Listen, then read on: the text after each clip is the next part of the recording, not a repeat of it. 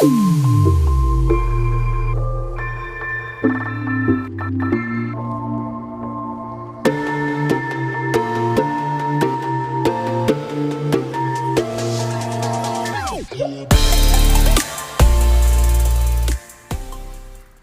there guys, how you going? So today we got a little project for the ute.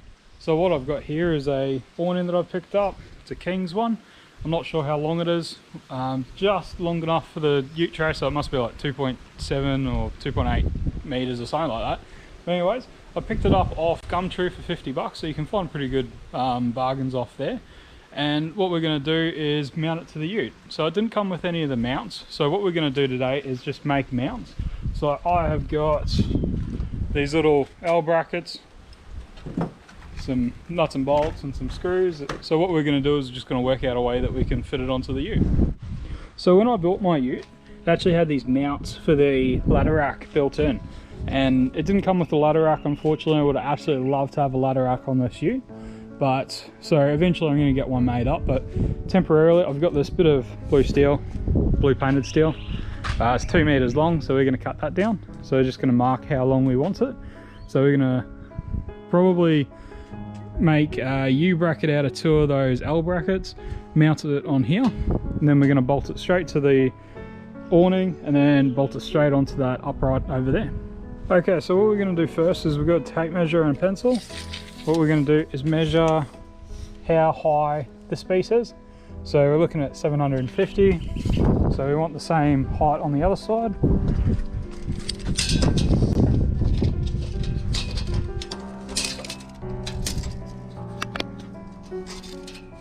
So we want the same height on the other side, so I just got a tape measure and we'll just mark across where 750 is.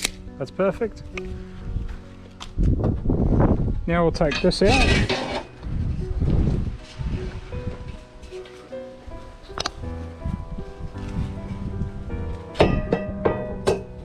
So now we've got our measurement. What we're going to do is just grab the square and we're just going to put it straight on, mark across. Ideally a sharp pencil would be nice, but I don't have one right now. And we're just going to mark all the way across, just scribing from the last line across, and hopefully, if I've done it right, it should line up. Perfect. So that shows us where we need a cut. Alrighty, so I lent my angle grinder out to my uncle. He never actually returned it. So what we got today is the Rotary 18 volt. Now my dad's got this one. I wasn't overly impressed, but for a battery powered one, it's pretty good. I would have loved to have spent a little bit extra and gone the brushless one, but yeah, I don't use it that much, so this will do us perfect. So I did get some blades when I bought the Rotary. I think these only cost $1.80, $2, whatever it is. So you just gotta make sure you get the right size and the right hole size. This is nice and thin, so it'll cut the steel nice and easy. Whenever using an angle grinder, make sure that you wear safety glasses, a mask, and also some hearing protection, as it can be quite loud. For this I just did a few quick cuts, so I only used my safety glasses and some hearing protection.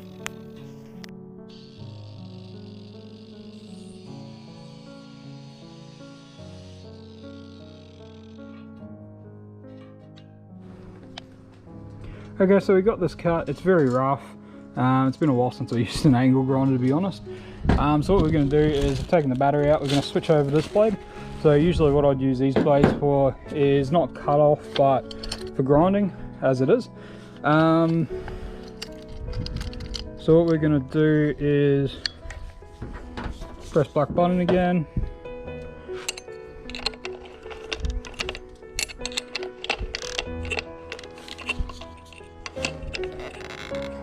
Take off this wheel.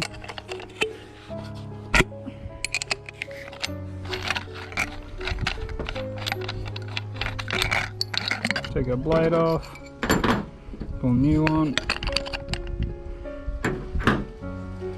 I think this goes downwards on these ones and locks in.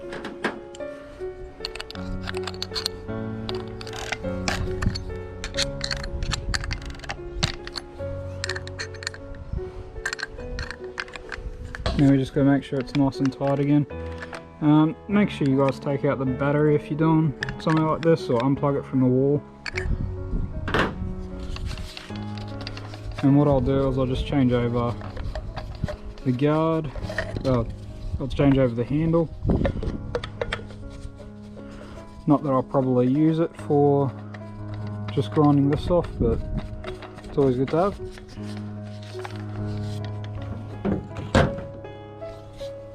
Chuck our ear moss back on, battery in.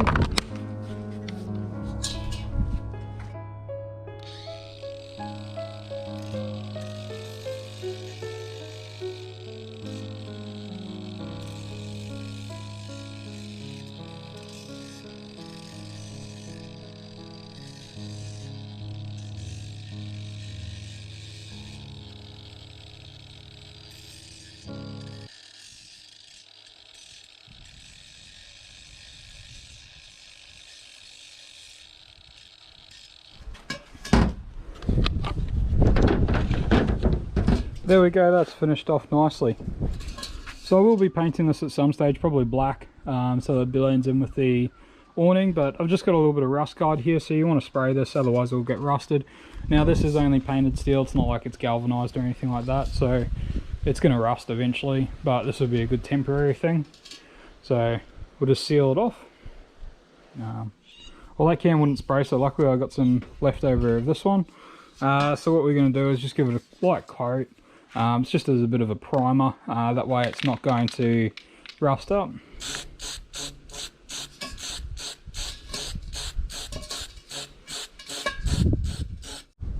Alright, so we've got a cut end to the bottom. Hasn't quite dried yet, but what we're going to do is just put it straight into our ladder rack. So we've got that in there, so it looks pretty good. So next what we're going to do is we're going to work out how to mount on the actual awning.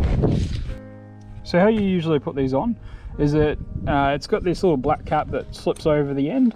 So we'll just take that off. We're taking it off on the other side there. And usually it comes with some mounting brackets. So the ones that I got from Bunnings were just slightly off. I wasn't too worried about that because I knew I could flip it around. And what we could do is just mark a hole of where we need to drill. So I know we need to drill a hole right there, and we'll make the same mark on another one.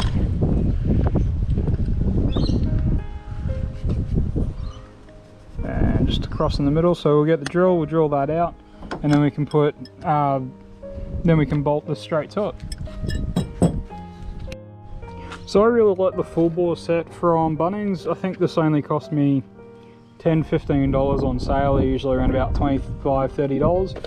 So if you turn it over, you can get your bolt and you just slide it straight down this little gauge, and you can see, might be hard for you guys to see, but it's around 6mm, 6.5mm, if you don't have the actual pack which tells you how big the bolts are. So we know our outer dimension of, so we know how big we want the largest hole to be. So all we got to do is find our 6.5, we got one there. We want to drill a pilot hole and maybe work it slightly up, and then we can get the size that we want. The easiest way to drill these holes is get a bit of wood, that way you're not going to mark what you're drilling on. You just want to drill slow to start off with to make that point. It will try and creep on you, so just be careful.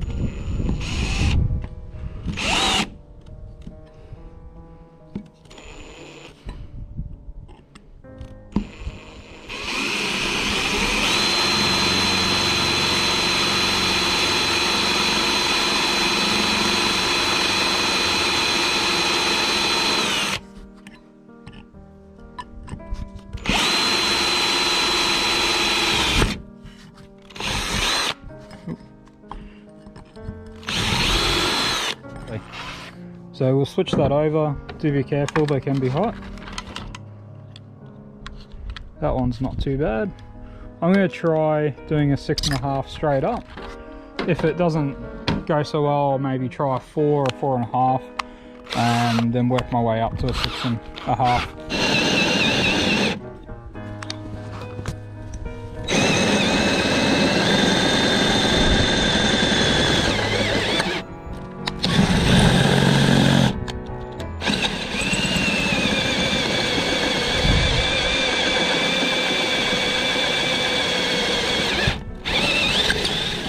So that one I went a lot slower on towards the end, had less issues. So now we've got our 2 holes, that's perfect. So now we've got our new hole drilled in. So what we're going to do is we're just going to put our bolt in, tighten up the nut. Do the same to the other hole.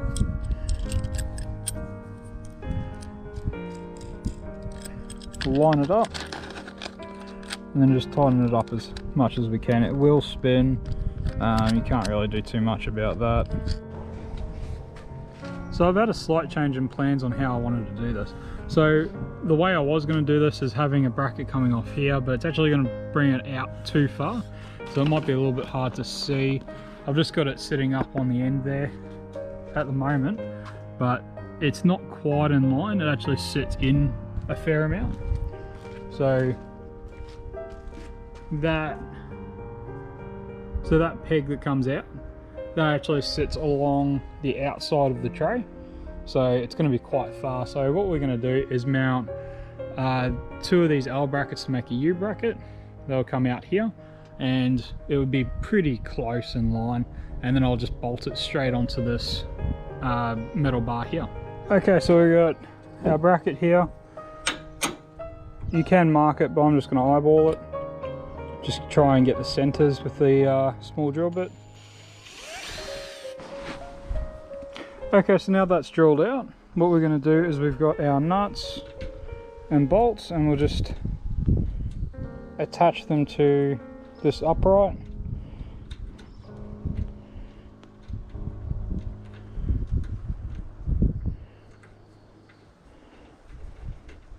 Now we should be able to just slide it straight on and not have any issues. So one thing I will do when I go to Bunnings next, I'll upgrade these nuts to nylock nuts. That way I can make sure that they're definitely not going to come off. So now that I've got it like that, I should be able to slide it straight on, put that black cap on, tighten them up, and that should be perfect. Okay, now we're going to follow the exact same steps as before. So I'm just going to put this on here the other way around just to make it easier. We're going to slowly drill this out.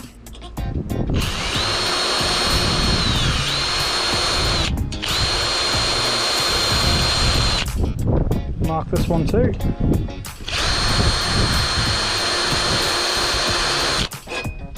Drill them out completely. Okay, for this next step we've got our driver, and we've actually got some they're kind of like roofing screws. I have to pick that one up in a sec. So what we're just going to do is screw these straight into here, make it nice and easy.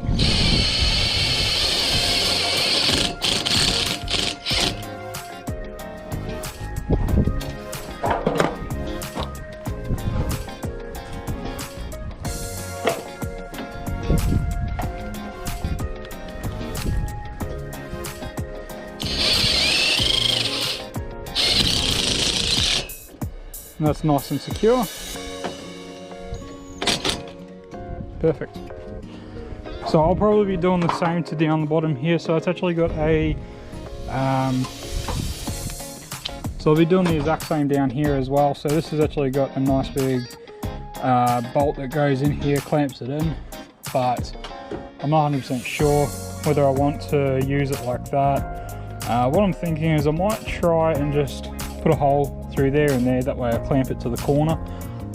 It is quite thick steel, so it might be a mission to get through with my drill bits, but you know, we'll see how we go. Okay, so what we're going to do next is a 2-step process. We're going to have to slide it into those two, and we're going to have to bolt it to these two. So let's try that. It's going to be a little bit hard with one person, but you know, I'll get it to work.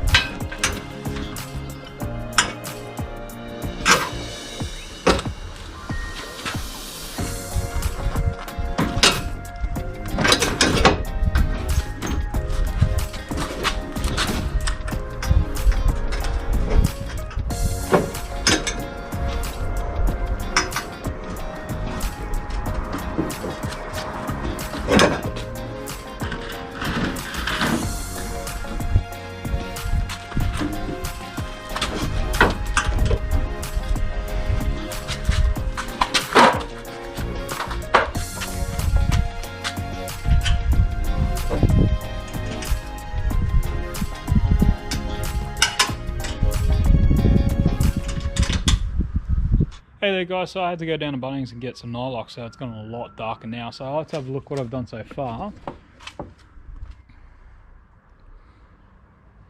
So I'll just put the nylocks on there. That way I can ensure that it's not going to rattle off, because it will rattle while I'm driving. So the vibration will just pop off those other nuts that I had on there. So these ones, they'll hold on there a lot better. So I've also gone and opened up the actual awning itself. I've drilled a hole straight in here.